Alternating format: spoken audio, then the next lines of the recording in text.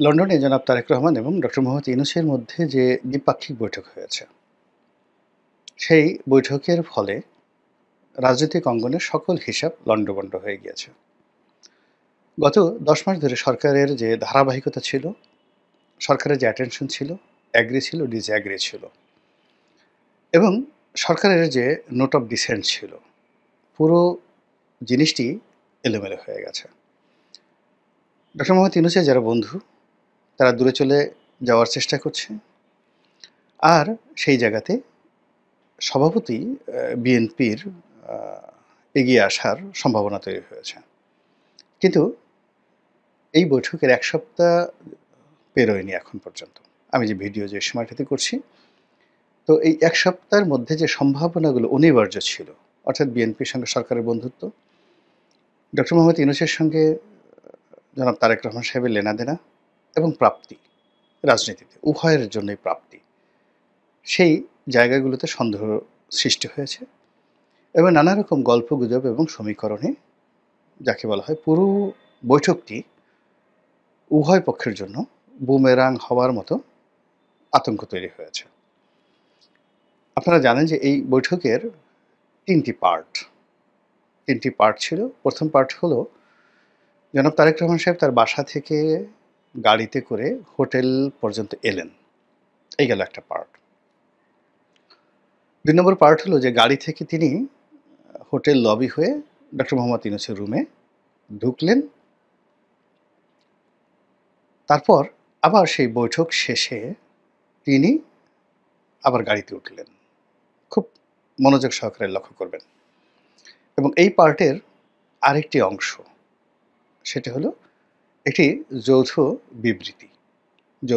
বিবৃতি। মানে আমির খসরু মাহমুদ চৌধুরী, প্রেস সচিব শফিকুল আলম এবং জনাব খলিলুর রহমান, নিরাপত্তা উপদেষ্টা, তারা যে সংবাদ সম্মেলন করেছেন সেটি একটা অংশ। আর এই দুটো অংশের বাইরে এক্সক্লুসিভলি আরেকটি অংশ, সেটা হলো ডক্টর মোহাম্মদ ইউনূস এবং তারেক রহমান সাহেবের ১.৫ ঘন্টা ব্যাপী 90 মিনিটস ব্যাপী একান্ত বৈঠক, ক্লোজ ডোর বৈঠক। এই ৩টি অংশ আগামী দিনে রাজনীতির জন্য একটা যেভাবে শুভ পরিণয় বয়ে নিয়ে আসতে পারে, একইভাবে আবার মহা কেলেঙ্কারি ঘটাতে পারে। এবং গত ১ সপ্তাহে যা কিছু ঘটেছে, তাতে ভালো কিছুর পরিবর্তে কেলেঙ্কারি ঘটার সম্ভাবনা বেশি দেখা দিয়েছে এবং সেই কারণেই আমি লন্ডন গেট শব্দটি ব্যবহার করেছি, লন্ডন গেট কেলেঙ্কারি শব্দটি ব্যবহার করিনি। যারা ওয়াটারগেট কেলেঙ্কারি সম্পর্কে জানেন, তারা তো জানেনই। সেটার সঙ্গে এই লন্ডন গেটের কী সম্পর্ক রয়েছে সেটা বলবো। আর যদি এটা লন্ডন গেট কেলেঙ্কারি হয়, তাহলে সেক্ষেত্রে কী হতে পারে সে বিষয় নিয়ে আলোচনা করব। তার আগে ওয়াটারগেট কেলেঙ্কারি নিয়ে একটু বলে নেই সংক্ষেপে। আপনারা জানেন যে আমেরিকার একটা বিখ্যাত হোটেলের নাম ওয়াটারগেট হোটেল। তো যখন নির্বাচন হচ্ছিল ৭০-এর দশকে, প্রেসিডেন্ট ছিলেন রিচার্ড নিক্সন। তো তিনি যে দলের প্রেসিডেন্ট প্রার্থী ছিলেন, তার বিপরীত পক্ষ ছিল ডেমোক্র্যাট, তিনি ছিলেন রিপাবলিকান দলীয়। রিচার্ড নিক্সন এবং তার পররাষ্ট্রমন্ত্রী ছিলেন হেনরি কিসেঞ্জার। তো ৭০-এর দশকে আপনি চিন্তা করেন যে একেবারে শুরুর দিকে যখন জেনারেল ইলেকশন হচ্ছে, প্রেসিডেন্সিয়াল ইলেকশন হচ্ছে, ঠিক সেই সময়ের ঘটনা। তখন সেই ওয়াটারগেট হোটেলে ডেমোক্র্যাট দলের, অর্থাৎ বিরোধী দলের একটা গোপন বৈঠক হচ্ছিল, একান্ত। তো সেই বৈঠকে রিপাবলিকান দলের লোকজন, আরও স্পষ্ট করে বললে সিআইএ বা সরকারি গোয়েন্দা সংস্থাকে ব্যবহার করে প্রেসিডেন্ট নিক্সন সেখানে গোপনে টেপ রেকর্ডার স্থাপন করেছিলেন এবং তখন ওটাই ছিল সবচেয়ে বড় টেকনোলজি। এখন তো মানে অনেক মাইক্রোচিপ চলে এসছে, একেবারে বলতে গেলে আপনার সকল কর্মকাণ্ড, কথাবার্তা, অডিও এবং ভিডিও করার জন্য একটা ছোট মাইক্রোচিপ, একেবারে ছোট্ট একটা মাইক্রোচিপস বা চিপ আপনি ঠিক আপনি যেখানে আছেন, ধরেন বাংলাদেশের বঙ্গবন্ধু আন্তর্জাতিক সম্মেলন কেন্দ্র, এটা তো অনেক বড়, একটা অডিটোরিয়াম কিংবা ধরেন একটা বড় সিনেমা হল। তো সেখানের যেকোনো কর্নারে একটা ছোট মাইক্রো চিপস মানে আপনি যদি ধরেন আ সেই একটা টেলিফোনের সিমের মতো এরকম একটা সিম আপনি সেটআপ করে দেন। ওটার মাধ্যমেই আপনি সবকিছু কবজা করতে পারবেন। অন্ততপক্ষে কয়েক ঘন্টার আ অডিও এবং ভিডিও। এই টেকনোলজিটা এখন এই পর্যায়ে চলে আসছে। এখন চিন্তা করুন যে ছোট একটা চিপ, একেবারে চিপ। এটা তো আমি মাইক্রোচিপ বললাম আ মোবাইল ফোনের, এটা অনেক বড়। মোবাইল ফোনের এটা মাইক্রোচিপ না। মাইক্রোচিপ বলতে এরকম আরও অনেক ক্ষুদ্র রয়েছে যেগুলো একটা মোবাইল সিমের চেয়েও ছোট হতে পারে। আরও ছোট হতে পারে। আ অকল্পনীয়। এই টেকনোলজি আমাদের বাংলাদেশেই এখন আছে, এভেইলেবল। আপনি এটা গুলিস্তানেও পাবেন। গুলিস্তানে পাবেন। তো যা হোক, যেটা বলছিলাম। তো এরকম আ তখন মাইক্রোচিপ ছিল না, তখন সেটা ছিল টেপ রেকর্ডার। ছোট, ছোট মিনি টেপ রেকর্ডার। তো এরকম একটা টেপ রেকর্ডার সেখানে স্থাপন করা হয়েছিল ওদের কথাবার্তা রেকর্ড করার জন্য। যে ওরা গোপনে, গোপনে কী, কী পলিসি নিচ্ছে, রিপাবলিকান দলের বিরুদ্ধে কী, কী বুদ্ধি করছে, পরামর্শ করছে। এখন এটা এই বর্তমান জামানাতে এটা ভাত মাছ। এটা কোনো সমস্যা না। আওয়ামী লীগের অফিসে বিএনপি যদি এরকম একটা টেপ রেকর্ডার দিয়ে আসে, মাইক্রোচিপ দিয়ে আসে বা বিএনপির অফিসে যদি একটা মাইক্রোচিপ দিয়ে আসে, রুহুল কবির রিজভী সাহেব কী করেন, রুমের মধ্যে কোথায় কী করেন, আ সেই জিনিসগুলো আবার পরবর্তীতে প্রকাশ হয়। এগুলো নিয়ে কেউ এখন আর ছি করবে না। কিন্তু ৭০ এর দশকের পৃথিবীর যে নৈতিকতা, সেখানে এখনকার যে ভ্যালুজ গুলো রয়েছে, মূল্যবোধ রয়েছে, সেটার সাথে অনেক, অনেক স্পর্শকাতর ছিল, ভালো ছিল। ফলে ওইটা যখন জানাজানি হয়ে গেল, সারা পৃথিবীতে ছি রব পড়ে গেল। এবং এই কারণে আ রিচার্ড নিক্সনকে যে বিপদের মধ্যে পড়তে হচ্ছিল, আ যেটা মানে বলার মতো নয়। এবং রিপাবলিকান পার্টি বহুদিন পর্যন্ত মানে ঘৃণিত ছিল, নিন্দিত ছিল এই ওয়াটারগেট কেলেঙ্কারির জন্য। তো এর পরবর্তীতে এই পৃথিবীতে যখন এরকমই যখন আ একান্ত ব্যক্তিগত গোপনীয় বিষয় অন্য কেউ নাক গলাতে চায়, তখন সেখানে এই ওয়াটারগেট কেলেঙ্কারির শব্দ চলে আসে। তো এক্ষেত্রে যেটা হচ্ছে সেটা হলো যে আমরা যে দৃশ্যগুলো দেখেছি, সে দৃশ্যের ১ম পার্ট আ তারেক রহমান সাহেবের সঙ্গে নিঃসন্দেহে সরকারের কেউ, সরকারি এজেন্ট তার বাসায় তার সঙ্গে বৈঠক করেছে। এবং সেই বৈঠক করেছে, টেলিফোনে কথা বলেছে, বৈঠক করেছে, স্কাইপিতে কথা বলেছে এবং তাকে রিসিভ করার জন্য তার বাসা পর্যন্ত গেছে। তার গাড়িতে এসেছে অথবা তার পিছনে সামনের গাড়িতে ছিল। এই যে কথাবার্তাগুলো হলো, সেই কথাবার্তাগুলোর অডিও এবং ভিডিও ফুটেজ ইন ডিটেইলস সেটা বিএনপির পক্ষেও যেতে পারে, আবার সরকারের পক্ষেও যেতে পারে। বিএনপির পক্ষ থেকে করা হতে পারে, সরকারের পক্ষ থেকে করা হতে পারে এবং এগুলো যদি পরবর্তীতে ব্যবহার করা হয়, যদি এই বৈঠকের ফলাফল ইতিবাচক না হয় এবং এগুলো প্রতিপক্ষকে অপদস্থ করার জন্য এই সকল কথাবার্তা যখন সামনে চলে আসবে, বিশ্বাস করেন রাজনীতিতে সুনামি হয়ে আসবে। ডক্টর মোহাম্মদ ইউনূসের জন্য, তার লোকজনের জন্য এবং তারেক রহমান সাহেবের জন্য। অনেক আনঅফিসিয়াল কথাবার্তা। তো এই যে উনি আসছেন, গাড়ি থেকে আসলেন এবং নামলেন। ২ নম্বর হলো যে এই যে উনাকে রিসিভ করা হলো, তারপর আ ওরা ২ জনে বৈঠক করতে গেলেন। তারপরে উনার সাথে যারা লোকজন ছিলেন তারা একসাথে বসলো। আনঅফিসিয়াল অনেক কথাবার্তা বলল হোটেল লবিতে। আ সংবাদ সম্মেলনের আগে কিছু কথাবার্তা হলো আনঅফিসিয়ালি এবং সেই সকল কথাবার্তা, রং তামাশা, হাসি, মশকরা, চা, কফি খাওয়া, এই দৃশ্যগুলো লন্ডন গেট কেলেঙ্কারি হতে পারে।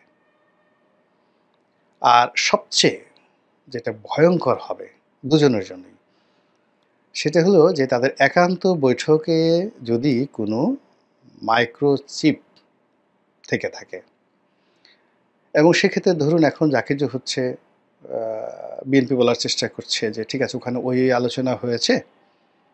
তো সেই আলোচনা অনুযায়ী সিদ্ধান্ত নেওয়া হোক। সরকারের পক্ষ থেকে কিছু বলা হচ্ছে না কিন্তু সরকারের পক্ষ থেকে তারা বিএনপির কাছ থেকে অবশ্যই কিছু দর কষাকষি করেছে, আশা করেছে এবং সেই কথাগুলো সেখানে আলোচিত হয়েছে। এখন যে পক্ষ বিক্ষুব্ধ হবে সে যদি প্রতিপক্ষকে ফাঁসানোর জন্য এভাবে কল রেকর্ড, ভিডিও ফুটেজ সবকিছু এগুলো যদি প্রকাশ হয়ে যায়, প্রকাশ করে দেয় আনঅফিসিয়ালি, তাহলে ডক্টর মোহাম্মদ ইউনূস এবং জনাব তারেক রহমান সাহেব তাদের উভয়ের জন্যই এটি ভীষণ রকম একটা ঝুঁকিপূর্ণ বিষয় হয়ে যাবে এবং আমরা জানি যে আমরা বাঙালি খুবই আবেগপ্রবণ। কাছাকাছি আসলে আমরা অনেক কথা আনঅফিসিয়ালি বলে ফেলি যেগুলো আমাদের বলা উচিত নয়। তো ফলে কি হলো, এই যে লন্ডনের যে বৈঠকটি, এটি যেখানে ম্যাগনা কার্টা হতে পারত, বা হওয়ার সম্ভাবনা ছিল। কিন্তু দেখা গেল যে পুরো বিষয়টি রাজনৈতিক অঙ্গনে বিএনপি এই বিষয়টি তার সঙ্গী সাথীদের সাথে এখনো পর্যন্ত তারা এই বিষয়টি বলেনি। যেমন বিএনপির ইতিমধ্যে যে সকল রাজনৈতিক দলের সঙ্গে তাদের সমঝোতা রয়েছে, আসন ভাগাভাগি রয়েছে। তো এরকম একটা বৈঠক হতে পারে বা হওয়া উচিত কিনা? বৈঠকে কী, কী বিষয় নিয়ে আলোচনা হতে পারে? এগুলো নিয়ে বিএনপি তার যে নীতি নির্ধারণী জাতীয় স্থায়ী কমিটি, সেখানে তারা বৈঠক করেছে। কিন্তু রাজনৈতিক যারা সহযোদ্ধা, তাদের সাথে বৈঠক করেনি। ফলে কি হলো দেখুন, এই সহযোদ্ধাদের মধ্যে ইতিমধ্যে দূরত্ব তৈরি হয়ে গেছে। ২০১৮ সনে নির্বাচনের আগে এভাবে সহযোদ্ধাদের সঙ্গে বৈঠক হয়নি। যে ডক্টর কামালকে নিয়ে তাকে নেতা বানানো, তার অধীনে বা তার নেতৃত্বে নির্বাচনে যাওয়া, সরকারের সাথে বার্গেনিং করা, এই সকল বিষয় জামাত থেকে শুরু করে অন্যান্য রাজনৈতিক দলগুলোর মধ্যে খোলামেলা আলোচনা হয়নি বিএনপির। ফলে খুব দ্রুত একটা নির্বাচন অনুষ্ঠিত হয় এবং সেই নির্বাচনে যে যার মতো করে নমিনেশন পাওয়াটাই এবং ক্ষমতায় যাওয়াটা, ইলেকশন করাটাকে মূলত সবাই ওই মুহূর্তে তাদের প্রাইম ফ্যাক্টর মনে করে। কিন্তু সেই 18 নির্বাচনে মারাত্মকভাবে ক্ষতিগ্রস্ত হওয়ার পরে বিএনপির জোটটা ভেঙে যায়। জামাতের সাথে দূরত্ব তৈরি হয়। জাতীয় পার্টি, যেটা ব্যারিস্টার আন্দালিব রহমান পার্থর, তারা চলে আসে। তারপরে কর্নেল অলির দল, মানে পুরো জোটটি ভেঙে যায়। বিএনপি একা হয়ে যায়। ঠিক এখন এই বৈঠকের পরে বিএনপি আবার সেই 2018 জাতীয় নির্বাচনের পরে যে অবস্থা হয়েছে, এরকম একা হয়ে গেছে। এখন বিএনপির যারা লোকজন, তার সাথে তারা সুর মিলিয়ে কথা বলেছিল, ডিসেম্বর মাসে নির্বাচন চেয়েছিল, ডক্টর মোহাম্মদ ইউনূসের বিরাগ ভজন হয়েছিল, এখন তারা হায় হায় করছে যে আমরা কী করলাম, বিএনপির জন্য আমরা এত কিছু করলাম, সেই বিএনপি আমদুধের মতো ডক্টর মোহাম্মদ ইউনূসের সঙ্গে মিশে গেল, আমাদের সঙ্গে একবার জিজ্ঞাসাও করলো না। এই অভিমান তাদের হয়েছে, এই দূরত্ব তাদের হয়েছে, এই আস্থা তাদের নষ্ট হয়েছে, এবং এখন যদি বিএনপি ডাকেও আগের মতো আর তার সহযোগীদেরকে পাবে না। এই গেল বিএনপির দিকে। ঠিক একই অবস্থায় কিন্তু ডক্টর মোহাম্মদ ইউনূসের সঙ্গে জামাত, এনসিপি, অন্যান্য দলের হয়েছে। এরকম একটা বৈঠক হতে পারে বা হওয়া উচিত। এই বিষয়টি নিয়ে যাওয়ার আগে ওনার খোলামেলা আলোচনা করা উচিত ছিল। রাজনীতিতে আসলে ট্রান্সপারেন্সির চেয়ে বড় কিছু নাই, পরামর্শের চেয়ে বড় কিছু নাই। আর রাজনীতির সবচেয়ে ভয়াবহ বিপদ হলো সকালের কাজ বিকেলে করা আর বিকেলের কাজ সকালে করা। Too early is too dangerous, too late is too much dangerous. এখানে সঠিক সময় সঠিক কাজটি করতে হবে। এখন ডক্টর মোহাম্মদ ইউনূস ওখান থেকে বৈঠক করে এসেছেন, কি বলেছেন না বলেছেন উনি ভালো জানেন, ওনার আল্লাহ ভালো জানেন। কিন্তু ওনার যারা সহযোগী, তাদেরকে তিনি হাত নেড়ে হাসি মুখে যতই রকম তিনি তাদেরকে কনভিন্সিং কথা বলেন, মার্কেটিং ওরিয়েন্টেড কথাবার্তা বলেন, কোনো লাভ হবে না। তার বিশ্বাসযোগ্যতা তার সহযোদ্ধাদের সাথে চলে গেছে। আর যখন সবকুল হারাবেন সবাই, মানে বিএনপি তার আপনজনদেরকে হারালো এবং ডক্টর মোহাম্মদ ইউনূসের কাছ থেকেও সেই কাঙ্ক্ষিত কোঅপারেশন পেল না। আবার ডক্টর মোহাম্মদ ইউনূস তার বন্ধুদের হারালেন, কিন্তু তার সঙ্গে সঙ্গে তিনি বিএনপির কাছ থেকে কোঅপারেশন পেলেন না। তখন এই যে এই নেগোসিয়েশনের সঙ্গে যে বিভিন্ন পক্ষ ছিল, এর সঙ্গে তো অবশ্যই রাষ্ট্রীয় গোয়েন্দা সংস্থা আছে, এর সঙ্গে বিদেশি গোয়েন্দা সংস্থা আসছে, এর সঙ্গে তৃতীয় দেশের যাকে বলা হয় বা চতুর্থ দেশের প্রতিনিধিরা আছে। এই বৈঠকটা এমনি এমনি হয়নি, এবং সেই যে বৈঠকের যে আলাপ আলোচনা, সেইগুলো কাদা ছোড়াছুড়ি শুরু হবে এবং সেগুলো সামনে চলে আসবে। তখন সেটাকে আপনি কী বলবেন? লন্ডন ম্যাগনা কার্টা, লন্ডন গেট কেলেঙ্কারি, নাকি লন্ডন বৈঠকের লন্ডভন্ড? এটি সময় আসলেই বুঝতে পারবেন।